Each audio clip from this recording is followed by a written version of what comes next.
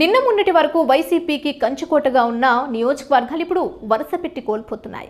ఉమ్మడి కర్నూలు జిల్లాలోని నందికొట్కూరు నియోజకవర్గం వైసీపీకి కంచుకోట. వైసీపీ ఆవిర్భావం నుంచి అక్కడ పార్టీ హవా నడిచిందే.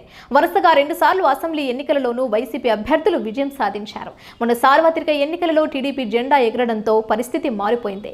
వైసీపీలో ఉన్న నాయకులందరూ ముఖమ్మడిగా టీడీపీలో చేరుతున్నారు. నియోజకవర్గానికి చెందిన టీడీపీ సీనియర్ నేత మాజీ ఎమ్మెల్యే భైరెడ్డి శేఖర్ రెడ్డి, మాండ్ర శివానందరెడ్డి సమక్షంలో వైసీపీ నాయకులందరూ టీడీపీ కండువా కప్పుకుంటున్నారు. ఇప్పటికే మున్సిపాలిటీలలో వైసీపీ ఖాళీ అయింది. ప్రస్తుతం మండల స్థాయి నాయకులు కూడా వైసీపీని వీడుతున్నారు.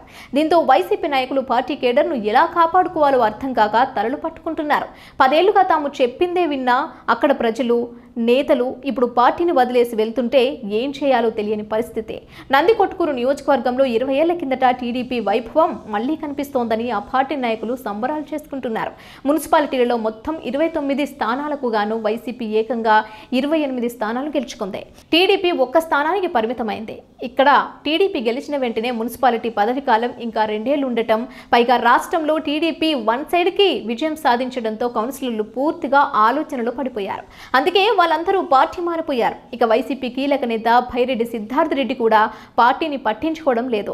ఇక్కడ కౌన్సిలర్లతో పాటు నియోజకవర్గంలో ఉన్న వైసీపీ నేతలందరూ తమ రాజకీయ భవిష్యత్తు కోసం భైరెడ్డి రాజశేఖర్ రెడ్డి, మాండ్ర శివానందరెడ్డి ఎమ్మెల్యేగా గిట్ట జయసూర్య సమక్షంలో టీడీపీలో చేరిపోతున్నారు.